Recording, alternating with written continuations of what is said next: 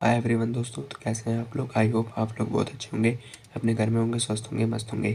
तो आज मैं आपको पढ़ा रहा हूँ खनिज तथा ऊर्जा संसाधन, और इसका मैंने पार्ट 1 अब पहले ही पढ़ा चुका हूँ और ये हमारा पार्ट 2 है।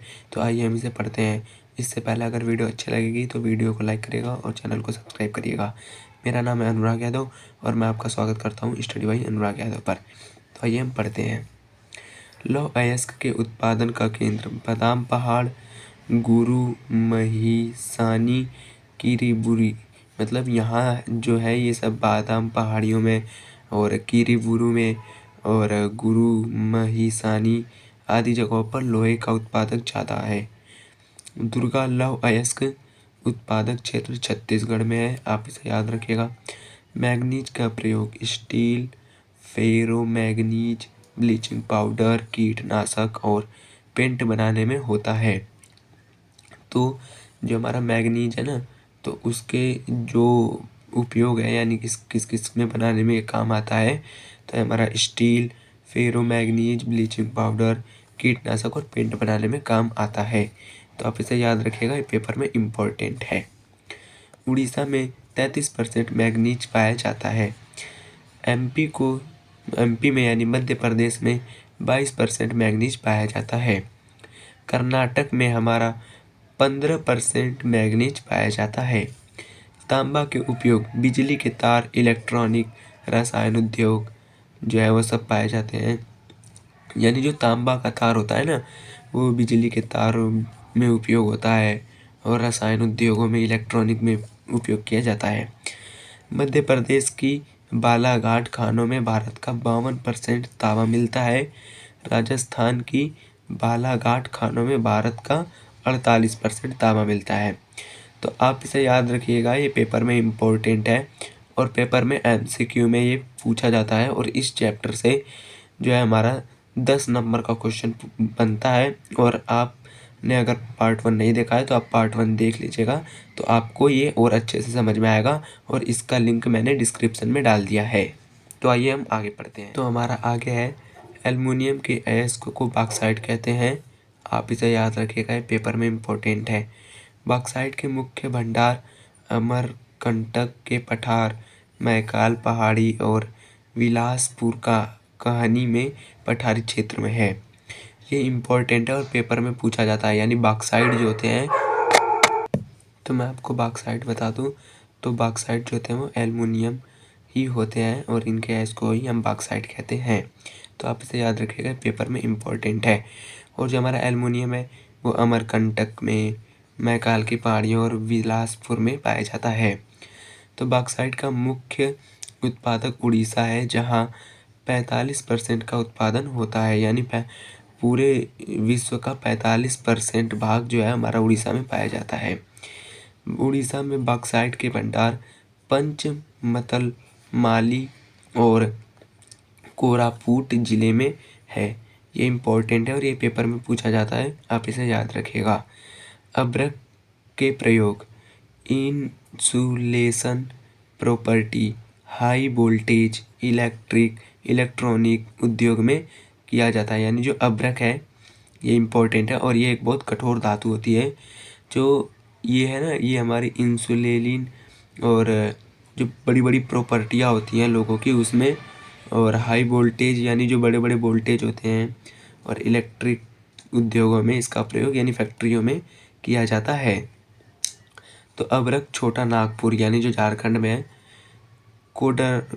कोडरम्मा, गया, हजारीबाग बेल्ट अभ्रक का मुख्य उत्पादक है। बेल्ट मतलब पेटी होता है। मैंने आपको पार्ट 1 में और अच्छे से इसे समझा रखा है, तो आप पार्ट 1 भी जाके देख लीजिएगा, तो आपको पार्ट 2 अच्छे से समझ में आएगा।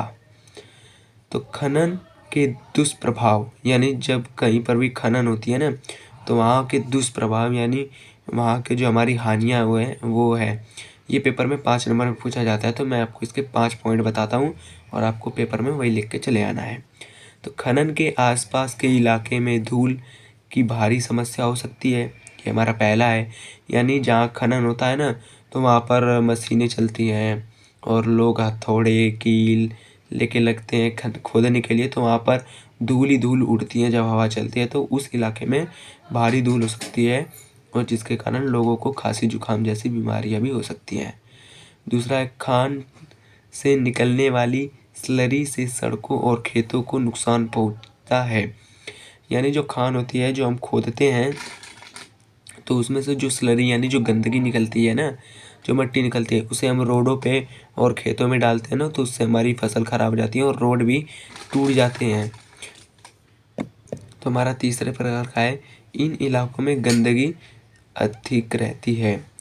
तो मैंने आपको पहले बताया कि वहाँ की मिट्टी जब निकलेंगी तो गंदगी तो रहेगी ही रहेगी।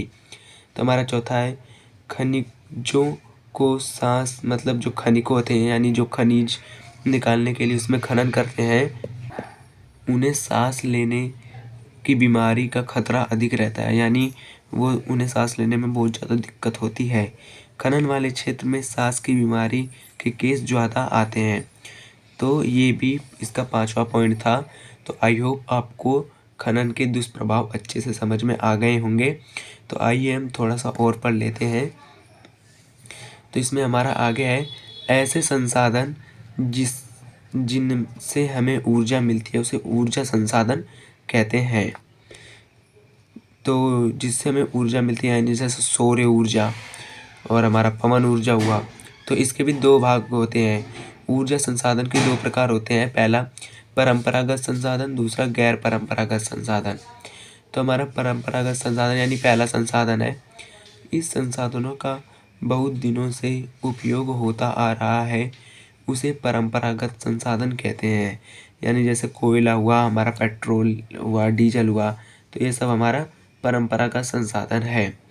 और उसके आगे है हमारा गैर परंपरागत संसाधन।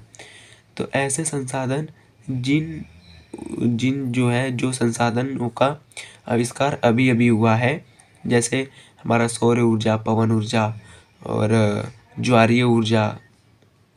तो संपीड़न की मात्रा, गहराई, समय के अनुसार कोयला 4 प्रकार के होते हैं।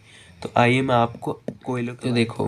हमारा पहला प्रकार का कोयला होता है पीट, दूसरा लिग्नाइट, तीसरा बिटुमिनस, चौथा जो होता है हमारा एंथ्रेसाइट। तो जो पीट है यानी पहला, तो हमारा जो पहला है कम गुणवत्ता वाले कोयला, इसमें नमी अधिक होती है, यानी ये जल्दी से जल जाता है और ये काफ़ी मतलब ख़राब कोयला माना जाता है। और जो हमारा सेकंड नंबर पे आता है लिग्नाइट, यह एक भूरे रंग का कोयला होता है। यह मुलायम एवं इसमें भी पीट से कम नमी होती है। यह तमिलनाडु के नैवेली जिले में मिलता है। तो जो हमारा ये है लिग्नाइट ना, तो इसमें भी नमी होती है, लेकिन ये पीट की अपेक्षा कम नमी इसमें होती है और ये थोड़ा बहुत अच्छा होता है, यानी जलता कुछ टाइम तक है। और पीट झारखंड एवं राजस्थान के आसपास क्षेत्र में दिखाई देते हैं, यानी पाए जाते हैं। तो हमारा थर्ड प्रकार का है बिटुमिनस कोयला। यह बहुत अच्छा कोयला होता है। यह उच्च तापमान वाला कोयला होता है, यानी ये बहुत देर तक जलता है। तो बिटुमिनस कोयले के उपयोग कारखानों में लोहे पिघलाने में होते हैं। यानी जब जो अच्छा होता है उसी का तो सब लोग प्रयोग करते हैं। तो जो ये कोयला है ये भी बहुत अच्छा होता है और ये इसका फैक्ट्रियों और लोहे को पिघलाने में इसका कार्य मतलब होता है। तो मैं आपको आगे और पढ़ा देता हूँ। तो इसका चौथा भाग है एंथ्रासाइट कोयला। यह बहुत ठोस होता है और इसमें नमी होती ही नहीं है, यानी ना मात्र के बराबर होती है। यह लंबे समय तक जलता रहता है। यह बिटुमिनस कोयले से भी अच्छा होता है। तो हमारे जो भारत है, भारत में 2 प्रकार के कोयले, 2 मुख्य भूवर्गीय चट्टानें हैं, यानी पहला गोंडवाना और दूसरा टर्शियरी। तो गोंडवाना कोयला के निर्माण 20 करोड़ साल पहले हुए थे और जो टर्शियरी चट्टानें हैं इसमें निपेक्ष के कोयला के निर्माण जो होते हैं वो 5.5 करोड़ साल पहले हुए थे। तो जो गोंडवाना है इसमें कोयला जल्दी आया, मतलब बहुत पुराना कोयला था जो 20 करोड़ साल पहले था। और जो टर्शियरी क्षेत्र था यानी टर्शियरी भूमि थी उसमें 5.5 करोड़ साल ही पहले कोयला था। तो आज बस इतना ही। तो आई होप आपको ये बहुत अच्छे से समझ में आया होगा। ये हमारा पार्ट 2 तो पार्ट 2 था और मैं आपको अगली मेरी हमारी क्लास होगी वो हमारी पार्ट 3 पर होगी। तो आई होप आपको यहाँ तक बहुत अच्छे से समझ में आया होगा। तो मिलेंगे आपसे अपनी अगली वीडियो में। इससे पहले अगर वीडियो आपको अच्छी लगी है तो वीडियो को लाइक करें और चैनल को सब्सक्राइब करें और अपने दोस्तों में ज़्यादा से ज़्यादा शेयर करें। तो मिलेंगे आपसे अपनी अगली वीडियो में, तब तक के लिए बाय।